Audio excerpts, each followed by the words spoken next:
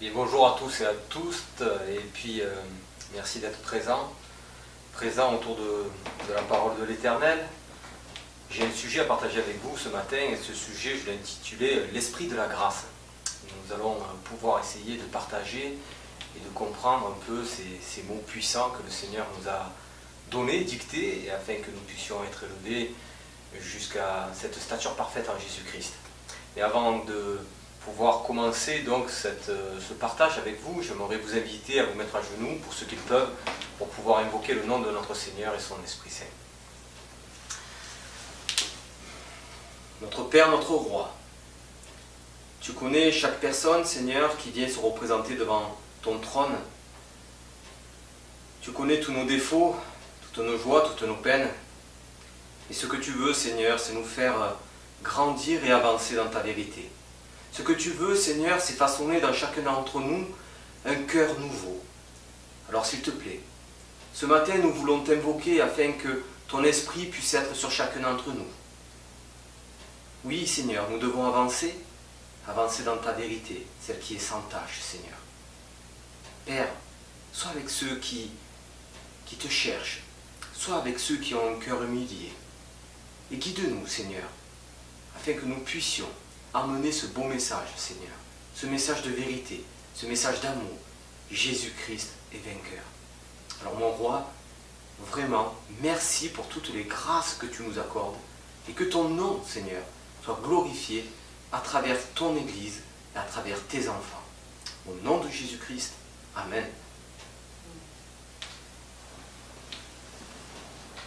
Alors nous allons ouvrir nos Bibles dans 1 Corinthiens, chapitre 12, versets 1 à 11. Je vous laisse ouvrir les Bibles. Alors nous allons lire donc dans 1 Corinthiens, chapitre 12, versets 1 à 11. Lisons ensemble. Pour ce qui concerne les dons spirituels, je ne veux pas, frères, que vous soyez dans l'ignorance.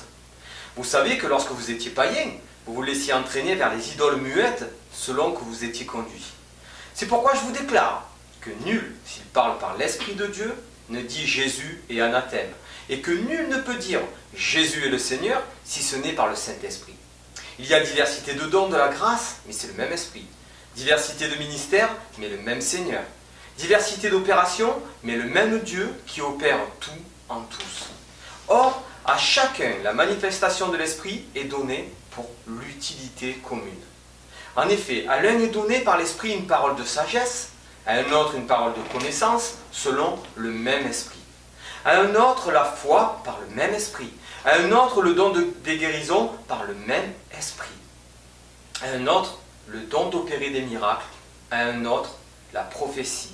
À un autre le discernement des esprits. À un autre la diversité des langues. À un autre l'interprétation des langues. Un seul et même esprit opère toutes ces choses, les distribuant à chacun en particulier comme il veut.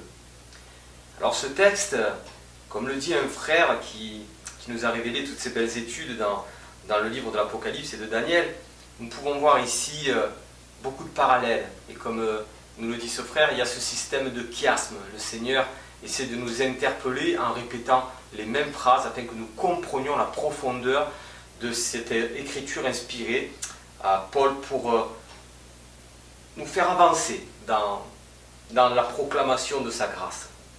Le verset premier, nous le relisons ensemble.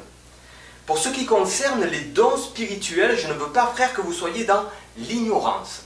Et là, je voudrais mettre l'accent sur le mot ignorance, parce que bien souvent, il est vrai, comme nous avons pu voir dans le texte, on peut être induit en erreur, on peut suivre des pensées que nous pensons être bonnes, mais malheureusement, le problème, c'est l'ignorance. Et donc le Seigneur, il le dit bien, il ne veut pas que nous soyons dans l'ignorance. Et nous allons prendre quelques textes référents, et vous allez voir. Dans Matthieu chapitre 5, versets 1 et 2, nous trouvons ceci. Voyant la foule, Jésus monta sur la montagne, et après qu'il se fut assis, ses disciples s'approchèrent de lui.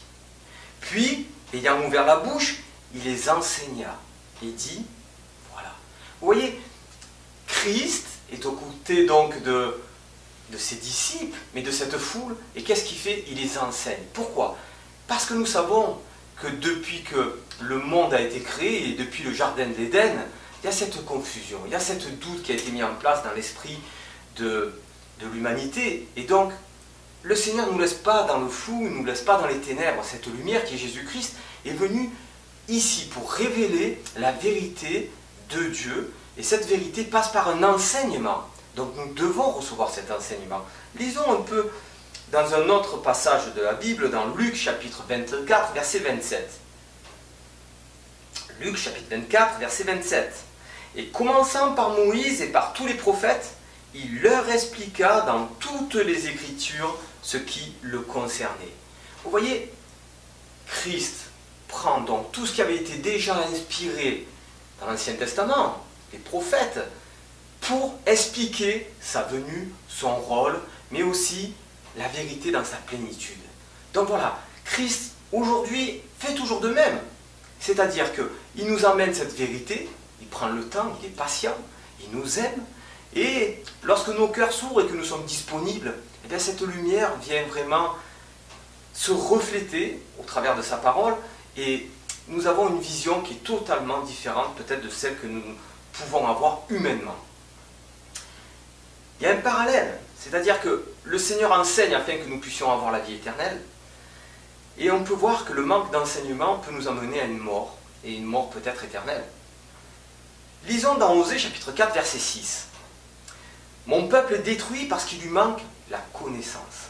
Puisque tu as rejeté la connaissance, je te rejetterai et tu seras dépouillé de mon sacerdoce. Puisque tu as oublié la loi de ton Dieu, j'oublierai aussi tes enfants. » Voyez, mon peuple est détruit, mon peuple se meurt. Pourquoi? Parce qu'il lui manque la connaissance. Et voilà ce que le Seigneur a toujours voulu au sein de ce peuple d'Israël, et aujourd'hui nous sommes l'Israël spirituel. Il a voulu que nous puissions grandir dans cette connaissance. Il est vrai que dans notre chemin de la sanctification, nous n'avons pas la vérité dans un ensemble, mais nous avançons dans cette vérité.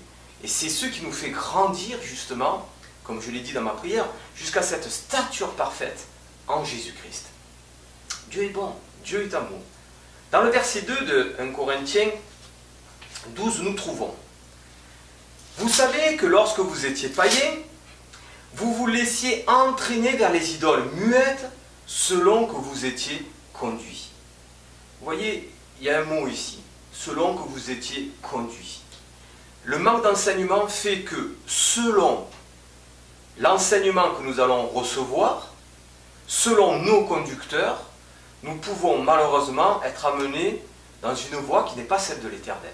Voilà pourquoi nous le disons tous et nous le réclamons, parce que c'est vraiment la vérité. Notre seul enseignant, les amis, chers frères et sœurs, c'est qui? C'est Jésus-Christ.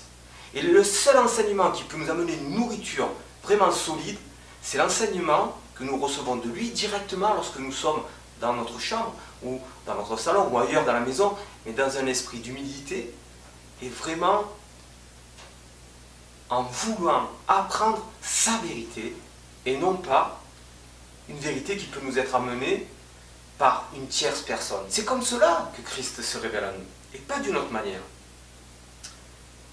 Vous voyez que le texte nous dit, lorsque vous étiez païens, donc s'adressant à son Église, il parle au passé. Alors, prenons des textes, et regardons ce que nous dit l'Écriture. Dans Galates chapitre 4, versets 3 à 11, nous trouvons cette belle vérité. Nous aussi, de la même manière, lorsque nous étions enfants, nous étions sous l'esclavage des rudiments du monde. Mais lorsque les temps ont été accomplis, Dieu a envoyé son Fils, né d'une femme, né sous la loi, afin qu'il rachetât ce qui était sous la loi, afin que nous reçussions l'adoption. Et parce que vous êtes fils, Dieu a envoyé dans nos cœurs l'esprit de son Fils, lequel crie « Abba, Père ». Ainsi, tu n'es plus esclave, mais fils. Et si tu es fils, tu es aussi héritier par la grâce de Dieu. Nous y reviendrons bientôt sur ce mot, la grâce de Dieu. Autrefois, ne connaissant pas Dieu, vous serviez des dieux qui ne le sont pas de leur nature. Mais à présent que vous avez connu Dieu, ou plutôt que vous avez été connu de Dieu, c'est une grande différence, comment retournez-vous à ces faibles et pauvres rudiments auxquels de nouveau voulez-vous asservir encore? Vous observez les jours, les mois, les temps et les années. Je crains d'avoir inutilement travaillé pour vous.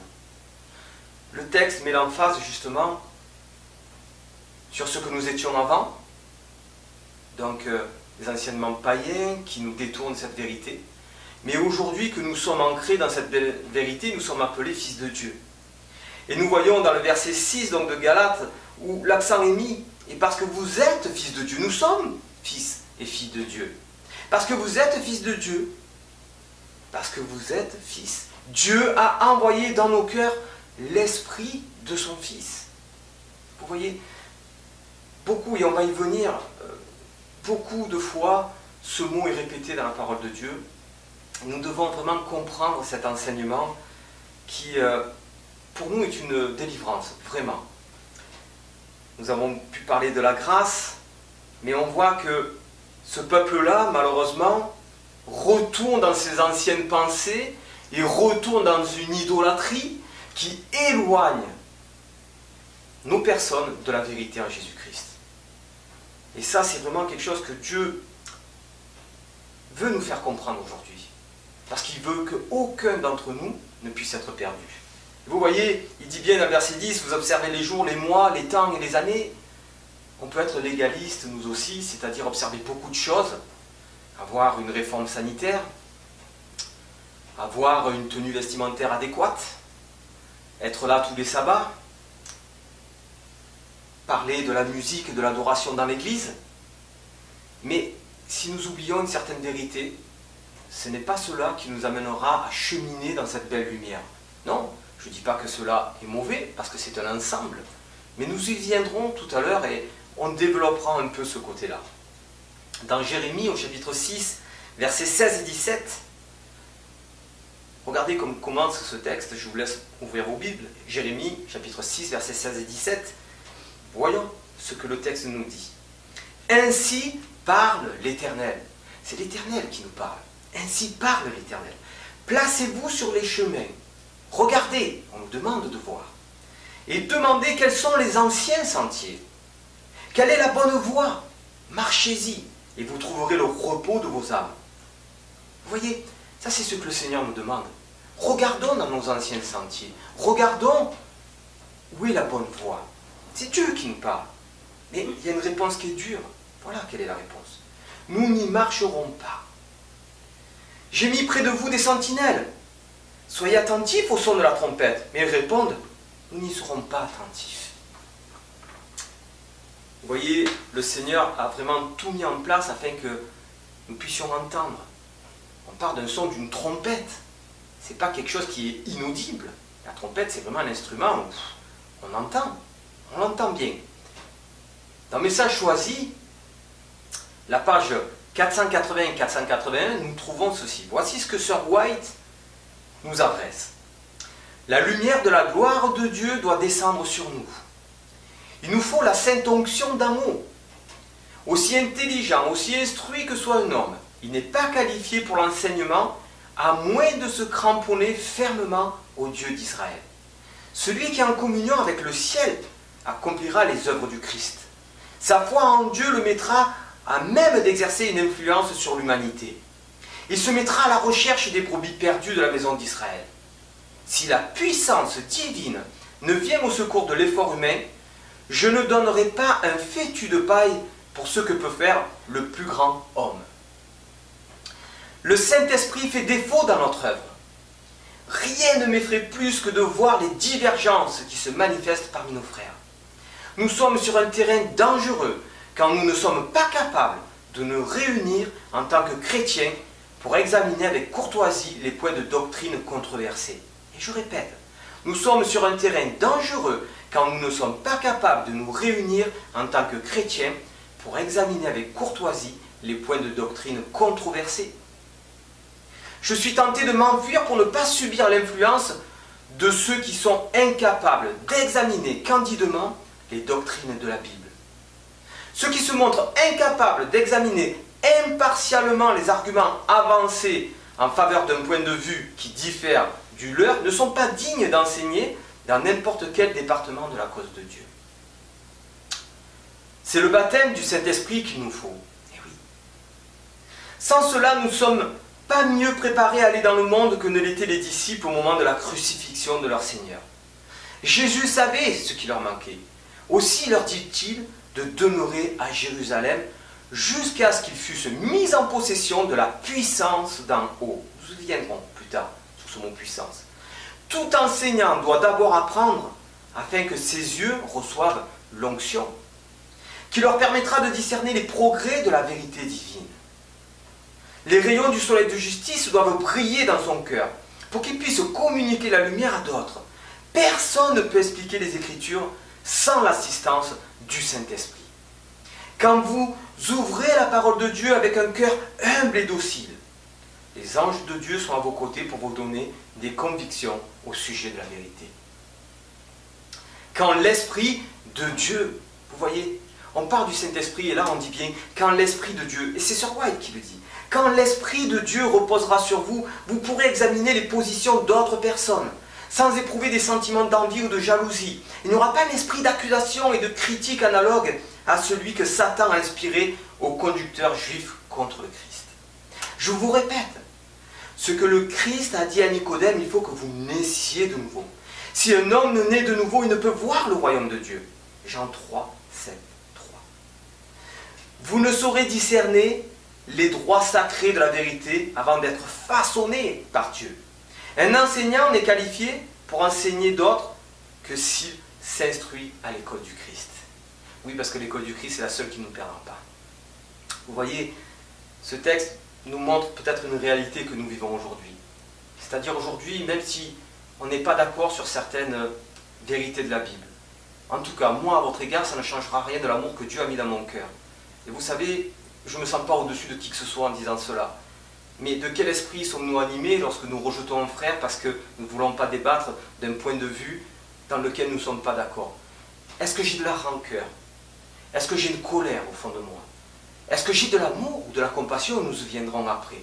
Si j'ai ces sentiments de peur, de colère, de rejet, pensez-vous que ça soit vraiment l'Esprit de Dieu qui nous anime à ce moment-là? Non, l'Esprit de Dieu, nous le voyons justement dans les fruits de l'Esprit. Il y a de la patience, il y a de l'amour, il y a de la bénignité. Vous voyez, ça c'est l'Esprit de l'Éternel. Alors, nous pouvons prôner toutes les vérités, nous avons vu, nous pouvons être vraiment dans un légalisme strict, dur, carré. Mais si je n'ai pas l'amour, comme le dit 1 Corinthiens 13, et c'est la suite de 1 Corinthiens 12, cela ne me sert à rien. Ça veut dire que cette vérité que je refuse, malheureusement, qui veut me faire grandir, je ne la veux pas parce que mon orgueil est là. C'est ce que Dieu veut faire en nous. Il veut vraiment que nous mourions. Est-ce que ce matin, les amis, nous avons cette réelle envie de mourir pour que Christ habite en nous? C'est une question. Est-ce que j'ai vraiment envie d'effacer le Philippe pour que Christ habite en moi? Si nous ne marchons pas dans cette dynamique, alors nous ne pouvons pas être des ouvriers utiles entre les mains de Dieu. Pourquoi? Parce que ce que nous allons refléter, c'est ce que le monde reflète, c'est-à-dire beaucoup de complots, beaucoup d'amertume, beaucoup de discours qui ne sont pas à la gloire de Dieu. Est-ce que Christ est représenté dans ces discours-là, les amis? Est-ce que Christ est présent dans ces discours-là? Alors prenons garde, parce qu'il est bien dit, lorsque nous marchions autrefois, et j'ai l'espoir que nous marchions justement aujourd'hui dans une autre dynamique, en regardant ces anciens sentiers. Dans le texte que nous venons de partager dans Messages choisis, inspiré de Dieu, dans notre sœur Ellen White, il y a des mots qui sont revenus, qui ont fait écho dans mon esprit. Et c'est vrai qu'on ne peut pas dire 2, 3 phrases pour expliquer quelque chose. Nous devons sonder les Écritures, aller au plus profond de ce que le Seigneur veut nous révéler à travers chaque mot. Oui, à travers chaque mot. Et la question c'est la suivante, qu'est-ce que la puissance divine? Parce que Sir White l'a répété, puissance divine. Qu'est-ce que cette puissance? Et nous avons cette réponse dans Éphésiens chapitre 3 verset 16. À cause de cela, à cause de la grâce, d'accord? C'est Paul qui parle. Je fléchis les genoux devant le Père, duquel tire son nom toute famille dans les cieux et sur la terre, afin qu'il vous donne, notre Père, afin qu'il vous donne, selon la richesse de sa gloire, d'être puissamment fortifié par son esprit, les amis, par son esprit, dans l'homme intérieur. Vous voyez, cet état d'humilité, moi, je ne dis pas détenir la vérité. Et je pense que nous sommes tous dans la même compréhension. La vérité, ce n'est pas nous qui la détenons. La vérité, c'est bien la parole de Dieu, les amis. si nous fléchissons les genoux. C'est un acte de repentance, d'humilité. On n'est pas là devant pour prouver que nous avons raison de quoi que ce soit. Sinon, nous sommes à côté de cette belle vérité. Et là, c'est le moi qui parle. C'est plus Christ qui vit en moi. Dans Michée, chapitre 3, verset 8. Voilà ce que nous dit le texte. Mais moi, je suis plein de puissance. Ah, moi, je suis plein de puissance, mais le texte, il continue. Par l'Esprit de l'Éternel. Par l'Esprit de l'Éternel. Et de jugement et de force pour déclarer à Jacob sa transgression et à Israël son péché. D'autres textes. Nous devons nous appuyer sur la parole, non pas des suppositions, d'autres textes. Ésaïe, chapitre 11, versets 2 et 3. Puis un rameau sortira du tronc d'Isaïe, et un rejeton naîtra de ses racines. Écoutez, écoutons vraiment la parole. L'Esprit de l'Éternel reposera sur lui. Qu'est-ce que l'Esprit de l'Éternel? Le texte nous le dit plus tard. Esprit de sagesse et d'intelligence, esprit de conseil et de force, on a parlé de puissance, esprit de connaissance et de crainte de l'Éternel. Nous avons vu que l'Esprit de Dieu se résume à cela. C'est la Bible qui le dit. Nous avons vu dans le message choisi aussi que Sir White nous parle de cette onction. La Bible, dans beaucoup de passages, nous parle de l'onction, même l'onction sur les anciens, c'est-à-dire verser cette huile qui représente l'Esprit de Dieu, sur nous afin de recevoir cette onction. Mais qu'est-ce que l'onction réellement? Est-ce qu'on comprend vraiment? Alors, nous allons ouvrir la parole de Dieu et essayer de comprendre. Dans 1 Jean, chapitre 2, versets 26 et 27, nous trouvons ceci. Je vous ai écrit ces choses au sujet de ceux qui vous égarent. Vous voyez, il y a toujours cette problématique. Et Paul revient à chaque fois avec le même discours. On voit bien qu'il y a toujours des personnes qui nous égarent. Et je voudrais mettre une petite emphase à cela. C'est-à-dire, nous n'avons pas lutté contre les frères et les sœurs. Ben non. Mais contre les forces démoniaques. C'est contre cela. Nous ne nous trompons pas de combat. C'est contre les forces démoniaques que nous devons lutter. Pas contre nos frères et sœurs. Voilà pourquoi Paul revient à chaque fois. Explique. Il y a des personnes qui viennent, qui nous égarent. Mais quel esprit anime ces personnes? Quel esprit? Reprenons le texte. Je vous écris ces choses au sujet de ceux qui vous égarent. Pardon. Pour vous, l'onction que vous avez reçue de lui demeure en vous. Voyez, pour vous, l'onction que vous avez reçue de lui demeure en vous. Et vous n'avez pas besoin qu'on vous enseigne. Mais comme son onction vous enseigne toutes choses, et qu'elle est véritable, et qu'elle n'est point un mensonge, demeurez en lui selon les enseignements qu'elle vous a donnés. Demeurer en lui. Nous allons y venir un peu plus tard sur ce mot demeurer, demeurer en lui. D'accord? Nous allons essayer de comprendre un peu la définition du mot onction en grec. Et voilà ce que nous pouvons trouver. Chrisma, mot apparenté à Christ, terme signifiant à l'origine oint, ou ayant reçu l'onction d'huile, de celui qui est saint ou de ce qui est saint. Vous enlevez le mot onction et vous mettez Jésus-Christ dans votre vie. Voilà ce qu'est la réponse. Vous comprenez ça? L'onction, c'est Jésus-Christ dans nos vies. Jésus, loin de Dieu. La définition du mot Christos, en grec, voilà ce que ça signifie. Ça signifie Messie, celui qui est loin. Ce mot vient de l'araméen Meshia, qui vient lui-même de l'hébreu Machia, qui est loin, le libérateur choisi par Dieu. Vous voyez? Loin de l'Éternel, l'onction que nous recevons, c'est qui? C'est Christ. Même la définition en hébreu et en grec nous prouve que cette onction, c'est Christ. Celui que nous recevons, c'est Christ, envoyé par le Père, par la puissance du Père. Nous allons y venir vraiment après cela. Et vous verrez, je serai obligé de couper cette présentation en deux parties parce qu'elle est assez longue et je m'en excuse. Christ est loin de l'Esprit du Père. Cette onction reçue, c'est l'Esprit même du Père qui était avec lui. Dans Ésaïe au chapitre 11, verset 2, nous trouvons ceci. Et là, une fois de plus, c'est la Bible. Et la Bible ne s'interprète pas. Nous devons prendre ce qui est écrit comme cela est écrit. Nous ne pouvons pas faire une interprétation. Alors voilà ce que nous trouvons dans Ésaïe chapitre 11, verset 2. Et l'Esprit de l'Éternel reposera sur lui. Ah, L'Esprit de l'Éternel repose sur, oui, de l'Éternel, sur Jésus-Christ. L'esprit de sagesse et d'intelligence, l'esprit de conseil et de force, l'esprit de science et de crainte de l'Éternel. Vous voyez, ce qui reposait sur Jésus-Christ, c'était l'Esprit de Dieu. Ce qui nous est communiqué aujourd'hui, c'est le souffle de Dieu au travers de son Fils Jésus-Christ. Nous y viendrons. Nous avons parlé que cet esprit demeure en nous et nous allons vraiment essayer de rentrer dans le message pour comprendre si ce que nous venons de partager ensemble peut être vraiment appuyé sur la parole de Dieu. La question que nous devons nous poser, c'est qui demeure en nous? Voilà. Nous devons vraiment nous poser cette question. Qui demeure en nous? Alors, beaucoup de références, je ne vais pas les reciter, mais Galates 2:20, ce n'est plus moi qui vis, mais c'est Christ qui vit en moi. Il me semble que déjà, on a une piste là. Nous venons de voir qui est loin, l'action de loin, d'accord? Mais regardez, prenons la parole de Dieu. Jean chapitre 14, versets 16 et 17. Jésus parle. Et moi, je prierai le Père, il vous donnera un autre consolateur, afin qu'il demeure éternellement avec vous.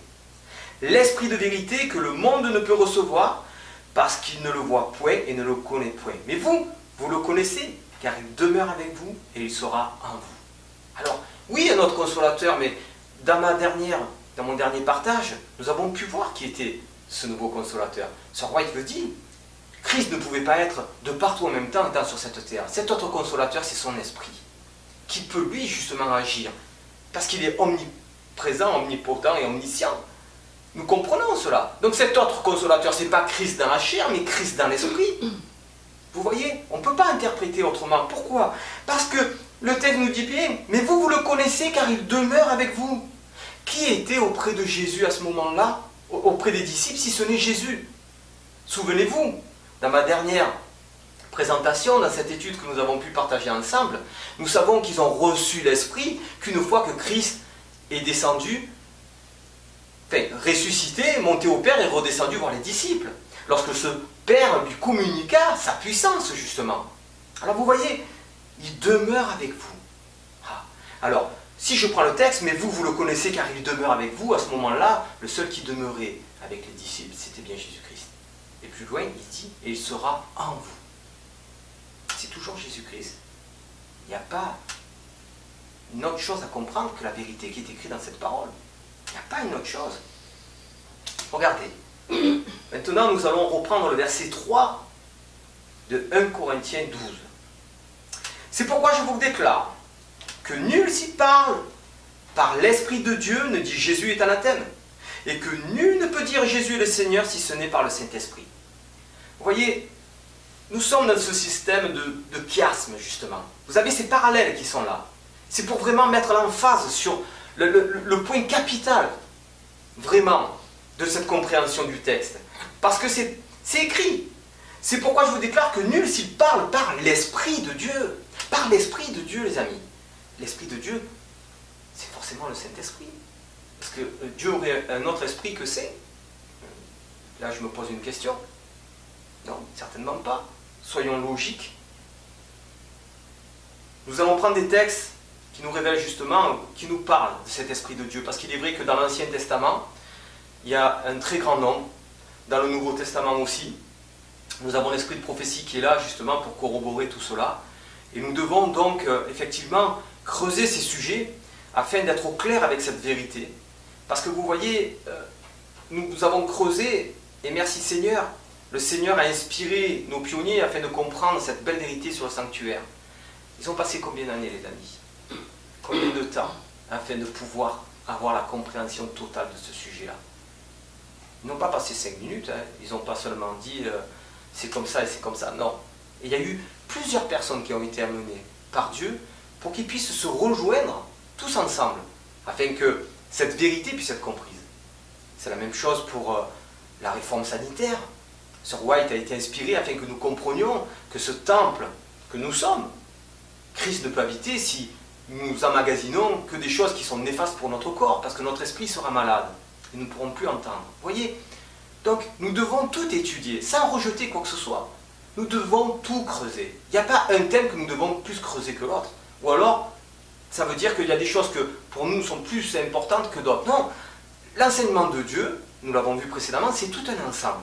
Donc, s'il vous plaît, mes frères et sœurs, soyons dans cette dynamique. Ne rejetons pas une certaine vérité. Dans Matthieu, chapitre 16, nous allons voir l'Esprit de Dieu, versets 16 et 17.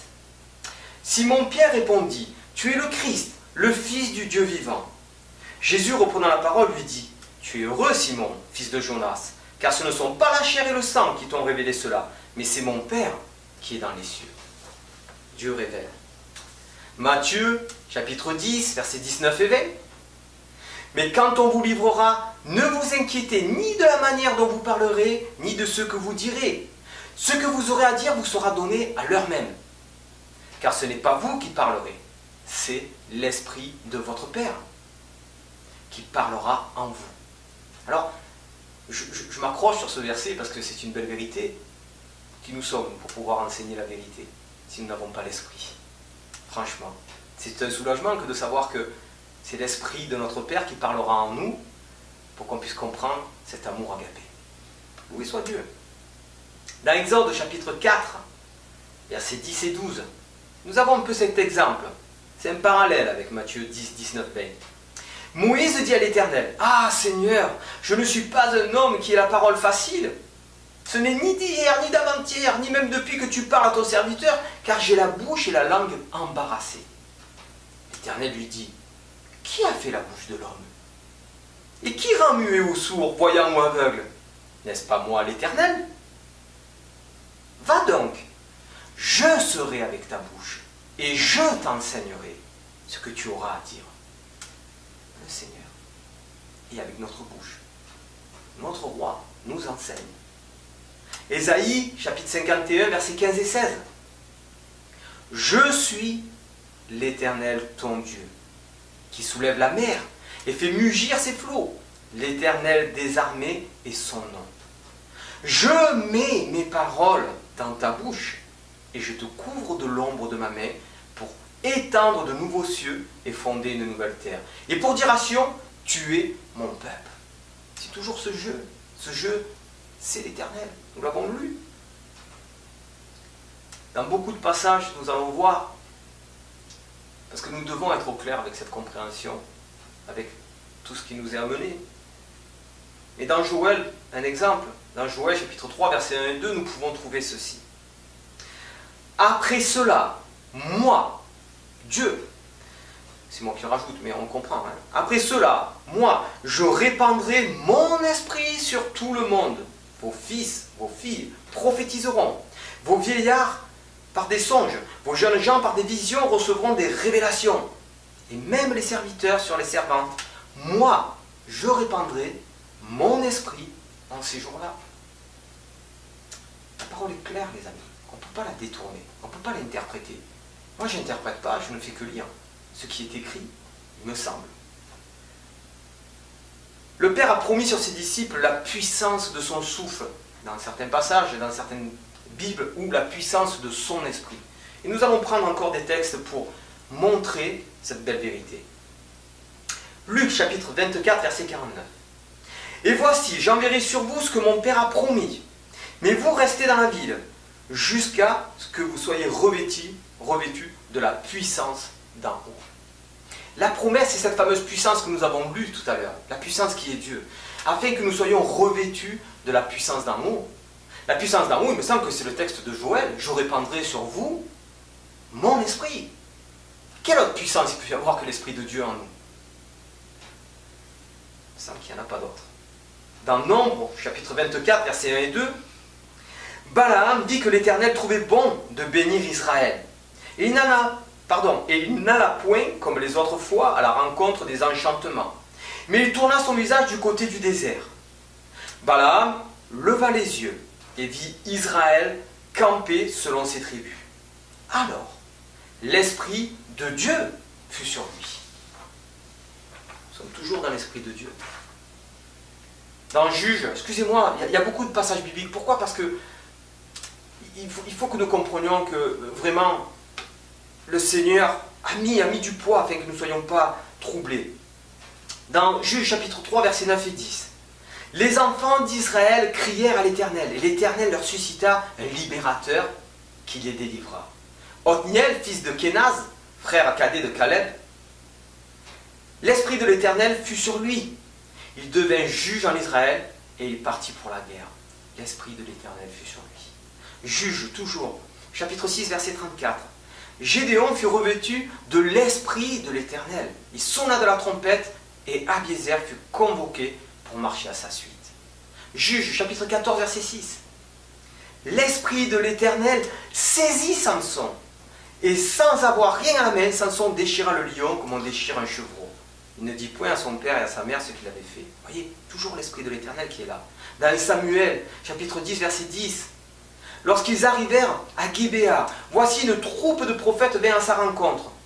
L'Esprit de Dieu le saisit et il prophétisa au milieu d'eux. 1 Samuel, chapitre 16, verset 13. Ce sont que des exemples, il y en a une multitude, mais écoutez les amis. Alors Samuel prit la corne d'huile et l'oignit au milieu de ses frères. Et depuis ce jour-là, l'Esprit de l'Éternel saisit David. Et Samuel se leva et s'en alla à Rama. Dans 1 Samuel, toujours pareil, verset 19, verset 20. Saül envoya des gens pour prendre David. Ils virent une assemblée de prophètes qui prophétisaient, ayant Samuel à leur tête. L'Esprit de Dieu saisit les envoyés de Saül et ils se mirent aussi à prophétiser eux-mêmes. Le dernier texte, je ne vais pas plus vous embarrasser l'esprit, mais cherchons. Dans 2 Chroniques, chapitre 15, versets 1 et 2. L'Esprit de Dieu fut sur Azarias, fils d'Obed. Et Azaria alla au-devant d'Asa et lui dit, écoutez-moi, Asa et tout Juda et Benjamin, l'Éternel est avec vous quand vous êtes avec lui. Si vous le cherchez, vous le trouverez, mais si vous l'abandonnez, il vous abandonnera. Au début du texte, on nous dit l'Esprit de Dieu. Et à la fin de ce verset, on nous dit l'Esprit, l'Éternel est avec vous. On ne peut pas comprendre autrement. Vous savez, il y a beaucoup de choses qui sont dites et qui sont écoutées. Et surtout, ne vous appuyez pas sur ce que je dis, mais appuyez-vous sur tous les versets qui y ont été donnés. Recherchons vraiment dans un bon esprit, avec humilité, à comprendre toutes ces vérités. Souvent, vous savez, on parle du blasphème contre le Saint-Esprit. Et on nous dit que justement, le seul péché qui est impardonnable, c'est de blasphémer contre le Saint-Esprit. Donc, de blasphémer contre cette troisième personne, troisième divinité dans le ciel, c'est la seule chose qui ne peut pas être pardonnée. Alors écoutez, ça a vraiment travaillé dans mon esprit et j'ai demandé à Dieu de m'éclairer parce que je n'étais pas au clair par rapport à cela. Et je vais essayer de vous faire part de ce que la Bible m'enseigne et l'esprit de prophétie m'a enseigné, l'esprit de prophétie. Et nous y viendrons un peu plus tard. Nous allons voir qu'il y a 2 phases dans cette recherche. Dans Luc au chapitre 12, versets 8 à 10, nous trouvons justement ce qu'est le blasphème. Je vous le dis, quiconque me confessera devant les hommes, le Fils de l'homme le confessera aussi devant les anges de Dieu. Mais celui qui me reniera devant les hommes sera renié devant les anges de Dieu. Et quiconque parlera contre le Fils de l'homme, il lui sera pardonné. Mais à celui qui blasphémera contre le Saint-Esprit, il ne sera point pardonné. Vous voyez, quand j'ai lu ce texte, j'ai dit, il y a quelque chose que je ne comprends pas, Seigneur. On dit que celui qui renie Christ n'est pas pardonné. Et on nous dit que le seul péché qui ne peut pas être pardonné, c'est le péché contre le Saint-Esprit. Par contre, il nous est dit que celui qui rejette le Fils de l'homme, qui parle contre le Fils de l'homme, ça lui est pardonné. J'ai dit, mais moi je ne comprends plus, Seigneur. Si je rejette Christ, c'est ce que le texte me dit, je ne suis pas pardonné. On me dit que l'unique péché qui n'est pas pardonné, c'est le blasphème contre le Saint-Esprit. Et après on me dit que je peux parler contre le Fils de l'homme. Alors, on va essayer vraiment de partager cela ensemble ce matin. Donc, nous pouvons voir, après la lecture de ce texte de Luc, chapitre 12, verset 9, qu'il y a quelque chose qui est impardonnable aussi, c'est de renier notre Sauveur. Prenons des textes, justement, pour pouvoir appuyer cette vérité. Dans 2 Pierre, chapitre 2, verset 1 et 2, nous trouvons « Il y a eu parmi le peuple de faux prophètes, et il y aura de même parmi vous de faux docteurs, qui introduiront des sectes pernicieuses, et qui, reniant le maître qui les a rachetés, attireront sur eux une ruine soudaine. Plusieurs les suivront dans leur dissolution, et la voie de la vérité sera calomniée à cause d'eux. » Vous voyez, renier, donc c'est renier Christ, parce que la voie de la vérité, nous savons que c'est Jésus-Christ. Voilà, nous pouvons comprendre que renier donc Christ, c'est renier la voie de la vérité. Et nous savons que je suis le chemin, la vérité, la vie, c'est renier Christ. Mais de quelle manière nous pouvons le renier? Nous pouvons le renier dans notre comportement, dans nos attitudes, dans une doctrine que nous voulons mettre à part. C'est ça, renier Christ, ni plus ni moins. Mais regardez, prenons un texte qui est dur, je l'avoue franchement, mais il est là, il est dans la parole de Dieu. Dans Hébreux, chapitre 10, versets 26 à 31. Hébreux, chapitre 10, versets 26 à 31. Car si nous péchons volontairement, vous voyez, c'est ce qu'il faut comprendre. Si nous péchons volontairement, après avoir reçu la connaissance de la vérité, il ne reste plus de sacrifice pour les péchés, mais une attente terrible du jugement et l'ardeur d'un feu qui dévorera les rebelles. Celui qui a violé la loi de Moïse meurt sans miséricorde sur la déposition de 2 ou de 3 témoins. De quel pire châtiment pensez-vous que sera jugé digne celui qui aura foulé aux pieds le Fils de Dieu, qui aura tenu pour profane le sang de l'alliance par lequel il a été sanctifié et qui aura outragé l'esprit de la grâce. Nous verrons plus tard l'esprit de la grâce, ce que ça signifie. Vous voyez, outrager l'esprit de la grâce. Outrager, fouler aux pieds l'esprit de Dieu. Oui, parce que si dans nos attitudes, nous avons beau, comme je me répète, mais nous avons beau tout avoir, mais si dans nos attitudes, nous ne reflétons pas cet amour en Jésus-Christ, nous renions Christ dans nos vies. Nous le renions. Et vous voyez, le jugement et le châtiment est terrible. Il est terrible parce qu'il y a des grandes conséquences, parce qu'aux yeux du monde, nous ne sommes pas cohérents. Il est dit, nous reconnaîtrons les enfants de Dieu par l'amour qui se portent les uns les autres. Si les gens de l'extérieur voient que des discordances, des conflits, des querelles, eh bien, nous ne reflétons pas Jésus-Christ. Regardez ce que veut dire outrager l'esprit de la grâce. Nous allons lire ensemble dans le livre Le meilleur chemin vers Jésus, page 52. Nous trouvons ceci. Certaines personnes pensent qu'elles devraient être mises à l'épreuve et prouver au Seigneur qu'elles sont réformées avant de pouvoir se réclamer de sa grâce. Mais elles peuvent s'en réclamer en ce moment même. Il leur faut cette grâce. Il leur faut l'esprit du Christ.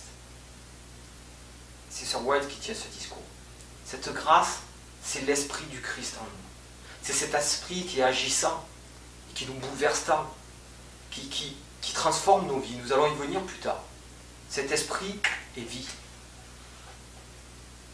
Le péché impardonnable, nous pouvons le comprendre maintenant. C'est de renier Christ, renier son esprit, renier sa présence. Il dit, j'habiterai en vous. Regardez dans 2 Timothée chapitre 2 versets 11 et 12. Cette parole est certaine. Si nous sommes morts avec lui, nous vivrons aussi avec lui. Si nous persévérons, nous régnerons aussi avec lui. Si nous le renions, lui aussi nous reniera. Vous voyez? Il y a de la persévérance. Vous vous rappelez ce verset? C'est ici la persévérance des saints qui gardent les commandements de Dieu et la foi de Jésus. Il y a cette persévérance de vouloir rester en communion avec notre Père et avec son Fils bien-aimé. Nous devons persévérer. Oui, c'est une lutte. Oui, c'est un combat. Mais nous avons compris que cette grâce nous a été donnée. Et donc, Sir White met bien le point dessus. Si nous allons vers Dieu, si nous confessons nos péchés, n'est-il pas bon pour nous les pardonner? Bien sûr que oui. Merci Seigneur. Dans Jude, chapitre 1, verset 4, toujours le même sujet. Car il s'est glissé parmi vous certains hommes dont la condamnation est écrite depuis longtemps. Des impies qui changent la grâce de notre Dieu en dissolution et qui renient notre seul Maître et Seigneur Jésus-Christ. Voyez? Qui changent la grâce de notre Dieu et qui renient notre seul Maître et Seigneur Jésus-Christ. Si nous renions la grâce qui nous a été accordée à la croix, nous rejetons cette espérance de pouvoir vivre éternellement aux côtés du Père et du Fils. Renier Christ, c'est rejeter son enseignement, et cela s'adresse bien sûr à ceux qui l'ont connu. Oui, à ceux qui l'ont connu. Dans Luc, chapitre 13, versets 24 et 27, nous lisons ensemble. « Efforcez-vous d'entrer par la porte étroite, car je vous le dis, beaucoup chercheront à entrer et ne le pourront pas. Quand le maître de la maison se sera levé et aura fermé la porte, et que vous, étant dehors, vous commencerez à frapper à la porte en disant « Seigneur, Seigneur, ouvre-nous !» Il vous répondra « Je ne sais d'où vous êtes. » Alors vous vous mettrez à dire « Nous avons mangé et bu devant toi et tu as enseigné dans nos rues. » Et il répondra « Je vous le dis, je ne sais d'où vous êtes. Retirez-vous de moi, vous tous, ouvriers d'iniquité. » Vous voyez, renier Christ, c'est de rejeter toute sa présence dans notre vie. Et là, il s'adresse encore à des personnes qui se disent marcher en Jésus-Christ. Et quand il dit qu'il ferme la porte de la grâce, nous comprenons, nous, que Jésus-Christ arrête d'intercéder auprès du Père. Pourquoi? Parce qu'il sait que nos cœurs ne changeront plus, que nos cœurs ne seront plus émus par cette grâce qui nous a été donnée à la croix. Alors il n'y a plus qu'une solution, c'est de revenir chercher son peuple, fermer cette porte. Et là, malheureusement, il y aura des cris, des grincements de dents et des larmes. Mais il sera trop tard. Il sera trop tard. Relisons dans Luc chapitre 12, verset 10, nous revenons par rapport à ce questionnement que j'ai eu au sujet du blasphème contre le Saint-Esprit. Et dans Luc chapitre 12, verset 10, voilà, nous relisons. « Et quiconque parlera contre le Fils de l'homme, il lui sera pardonné. Mais à celui qui blasphémera contre le Saint-Esprit, il ne sera point pardonné. » Alors, celui qui parlera contre le Fils de l'homme, il sera pardonné. Et nous avons vu, dans tout ce que nous venons de partager ensemble, que si nous renions Christ, nous ne sommes pas pardonnés. D'accord? Alors, prenons des textes pour essayer de nous emmener vraiment une lumière dans ce partage que nous faisons ce matin. Dans Luc chapitre 23, versets 33 et 34, nous trouvons ceci. Lorsqu'ils furent arrivés au lieu appelé Crâne, ils crucifièrent là, ainsi que les deux malfaiteurs, l'un à droite, l'autre à gauche, Jésus, l'un à droite, l'autre à gauche. Jésus dit, « Père, pardonne-leur, car ils ne savent pas ce qu'ils font. » Ils se partagèrent ses vêtements en tirant au sort. Vous voyez, parler contre le Fils de l'homme, c'est ça.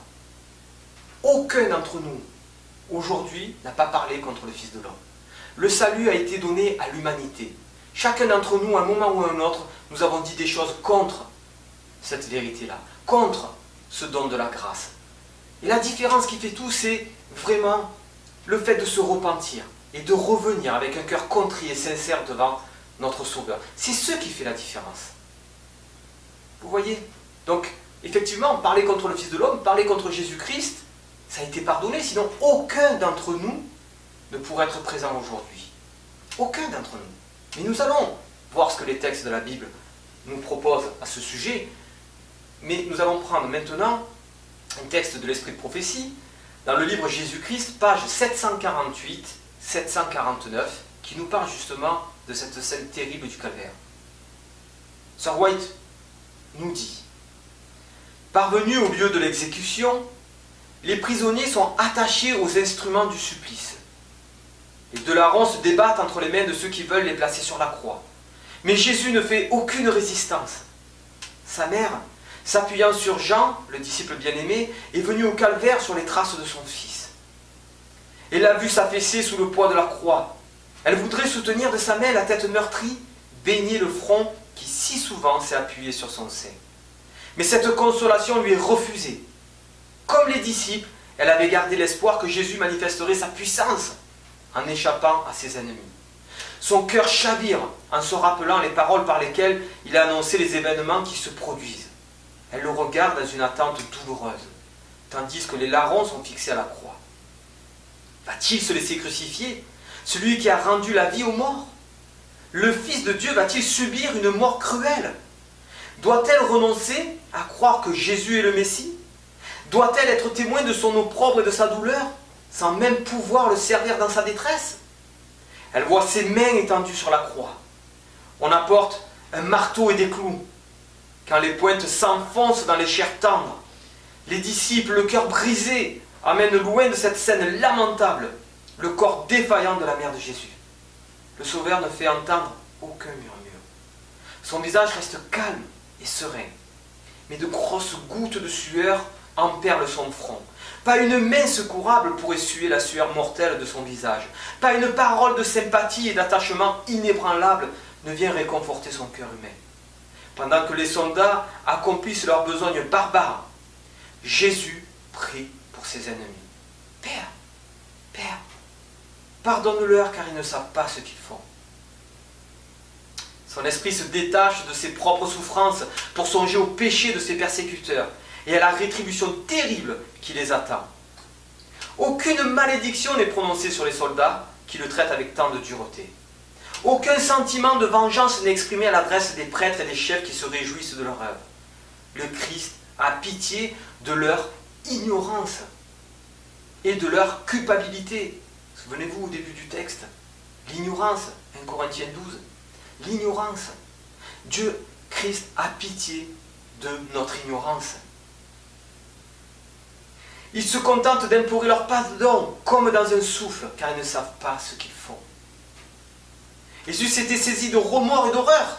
S'ils avaient su qu'ils mettaient à la torture un être venu sauver une race coupable de la ruine éternelle. Écoutez bien ce que Son White dit. Leur ignorance n'enlève pas leur culpabilité. Car ils auraient pu connaître et accepter Jésus en tant que sauveur. Et c'est là où on voit la différence. Quelques-uns d'entre eux, plus tard, connaîtront leurs péchés, se repentiront et se convertiront. Amen. D'autres, par leur impénitence, empêcheront l'exaucement de la prière que le Christ a prononcée en leur faveur. D'une manière ou de l'autre, le dessein de Dieu s'accomplira. Jésus est en voie d'acquérir le droit de devenir avocat. Nous allons y venir sur ce mot avocat. Des hommes auprès du Père. En priant pour ses ennemis, le Christ englobe le monde entier avec tous les pécheurs qui ont vécu ou qui vivront depuis le commencement jusqu'à la fin des temps. Tous sont coupables du crucifixion du Fils de Dieu. À tous, le pardon est gratuitement offert. Quiconque le veut peut obtenir la paix avec Dieu et l'héritage de la vie éternelle. Voilà ce que c'est parler contre le Fils de l'homme. À la croix, nous avons tous été pardonnés. Tous. Et cette manque de connaissance, nous savons qu'à un moment donné ou à un autre, ne pourra nous sauver. Parce qu'il est dit que tout le monde sera amené à connaître la vérité. Personne ne pourra dire, mais moi, on ne m'a pas donné cette vérité. Non, nous pouvons la rejeter. Mais personne ne pourra remettre la faute sur Christ. Vous voyez tout ce que ça a donné. Notre péché. Vous voyez ce que ça a amené. La souffrance dans le ciel, Christ à la croix. Nous lisons des fois comme si c'était quelque chose de froid, d'insignifiant. Comme dit Sir White, nous devrions passer 1 heure par jour à contempler la croix.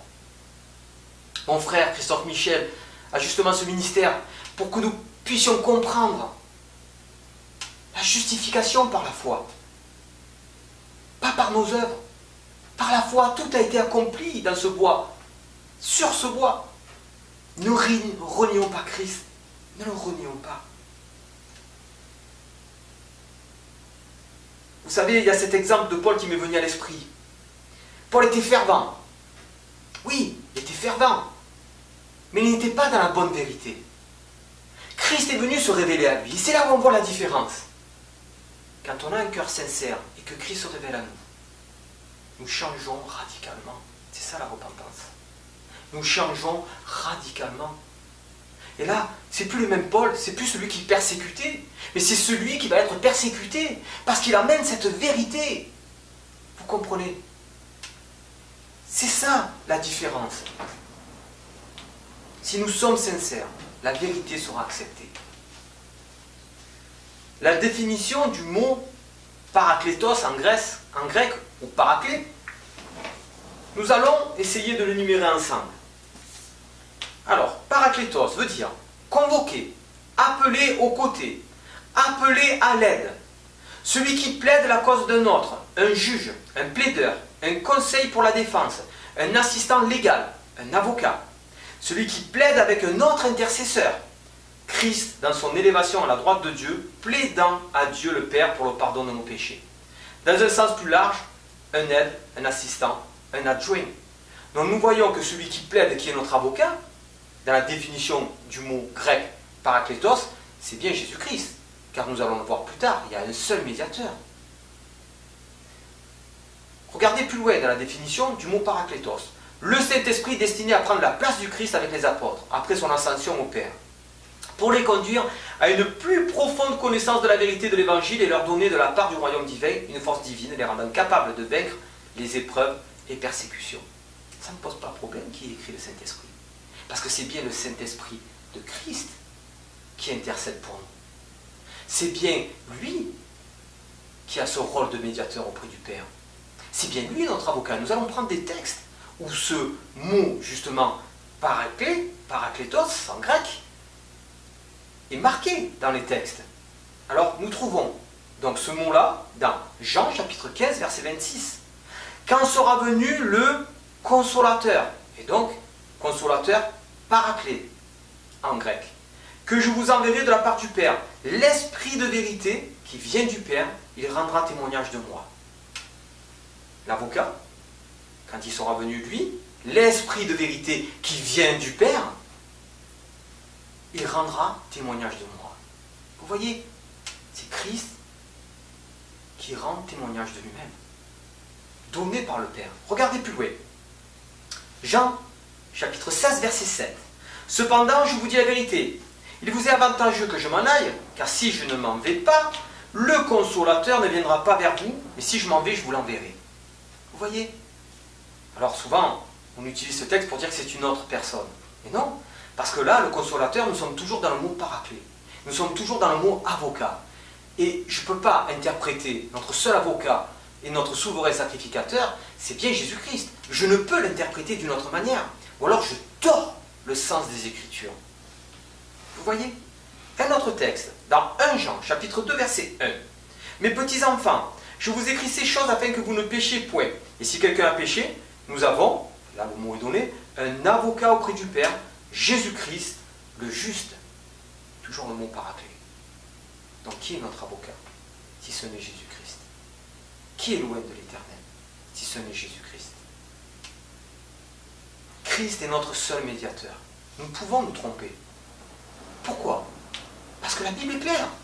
Dans 1 Timothée chapitre 2 verset 5. Car il y a un seul Dieu. Et aussi un seul médiateur entre Dieu et les hommes. Jésus-Christ, homme.